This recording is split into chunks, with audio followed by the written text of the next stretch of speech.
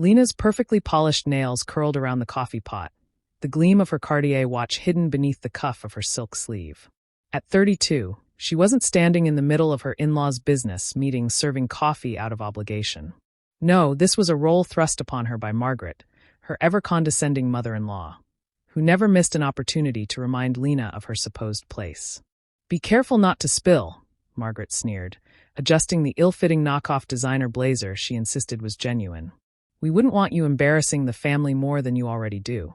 A ripple of laughter spread through the room, polite but unkind. Everyone seemed to find Margaret's barbs amusing.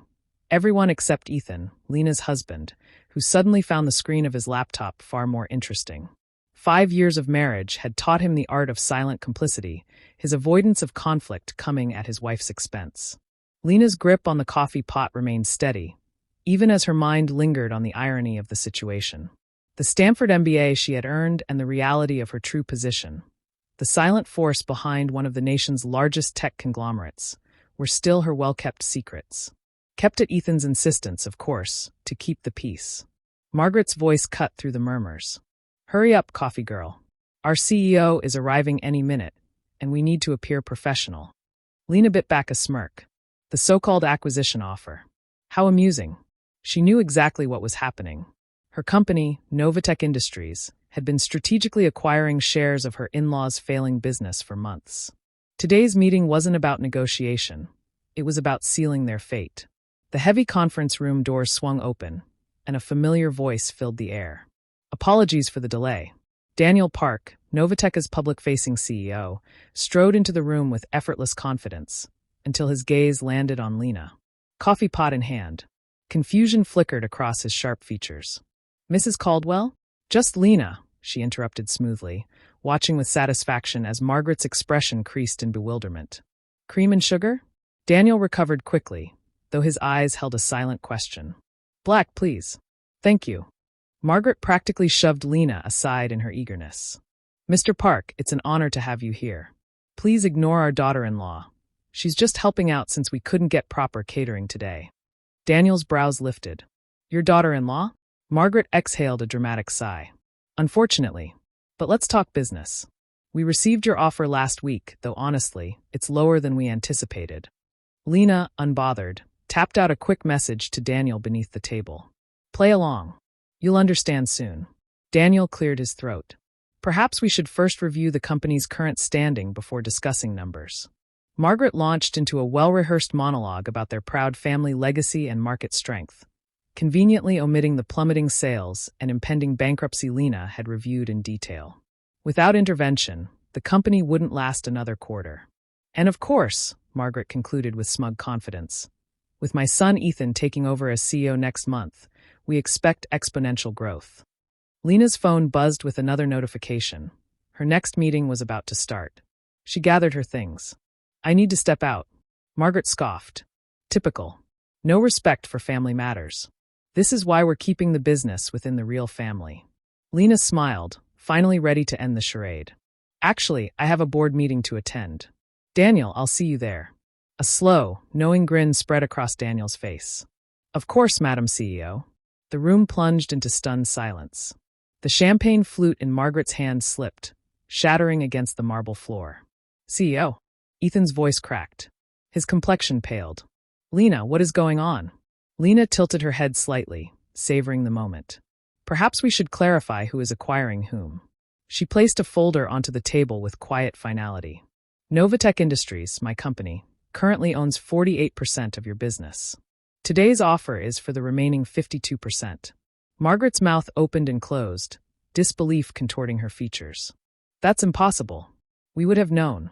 Lena's smile didn't waver. "Would you?" She slid the documents forward. "Like you knew about the shell companies buying up your stock? Or the real reason your biggest contracts were canceled last quarter?" Her voice remained smooth, but the weight of her words sent a shiver through the room. "It's all here."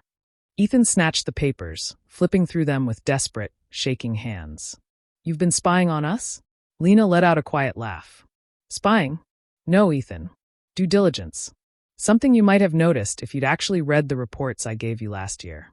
But instead, you trusted your mother when she said I was meddling in family business." Margaret skimmed the documents, her expression tightening as the truth unraveled before her eyes. These numbers, they can't be right. Daniel nodded. They are. Mrs. Caldwell has been thorough. Margaret's voice trembled. All this time serving coffee, letting us believe. Lena adjusted the sleeve of her Chanel jacket. While you were too busy scheming to keep me in my place, I was learning everything about your company. She let the words settle. And it wasn't difficult. Your weaknesses were glaring. Ethan's voice was barely above a whisper. We'll fight this.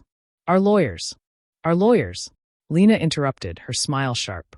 They work for the board, not your family. And as of today, the board works for me. Margaret collapsed into her chair, shock rendering her momentarily speechless. Why? She finally rasped. Why go through all of this? Lena exhaled slowly, allowing herself a rare moment of reflection. 5 years ago, I offered to help. I had the expertise, the connections, and the capital to turn this company around. She met Margaret's gaze, unflinching. But you looked me in the eye and said gold-digging daughters-in-law should know their place. She glanced at her watch. Speaking of places, I have a company to run. She turned to Daniel. Shall we? As she strode toward the exit, Ethan's voice cracked one last time. Lena, wait. We can talk about this. She paused, just briefly.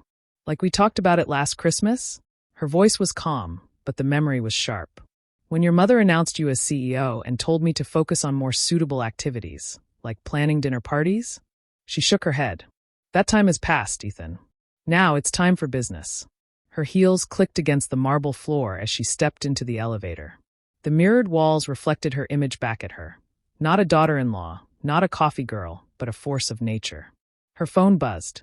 A message from Daniel. Brilliantly played, boss. Board's ready when you are. Lena smiled. The real work would begin tomorrow. Restructuring, innovation, leadership. But today? Today was about justice. Served with a side of irony. And a perfect cup of coffee. Lena's phone had been buzzing incessantly since the morning's revelation. 37 missed calls from Ethan, dozens of frantic messages from Margaret, and surprisingly, an email from Robert Caldwell, her father-in-law. You outplayed us all, his message read. I should have listened 5 years ago when you warned me about our outdated systems. The company is yours now. Just please take care of our employees. At least one of them had the grace to accept defeat. The board meeting that followed was swift and decisive. Lena's restructuring plan was approved unanimously, and by the evening, the company's stock had surged 12% on news of the acquisition. Investors were confident. The market had spoken.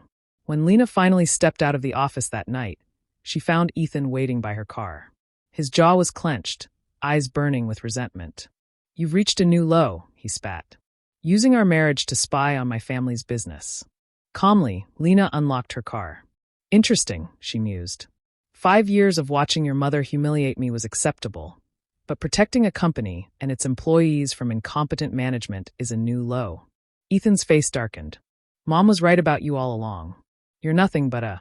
Careful, Ethan. She cut him off smoothly. Your prenuptial agreement becomes void if you publicly disparage me. Section 7, paragraph 3, the clause your mother insisted on. Ironically enough. His face reddened with fury. You won't get away with this. Lena pulled open the car door, pausing just long enough to give him one last look. I already have.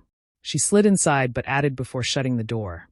Oh, and Ethan, I've taken the liberty of moving my things out of the house. The divorce papers will arrive tomorrow.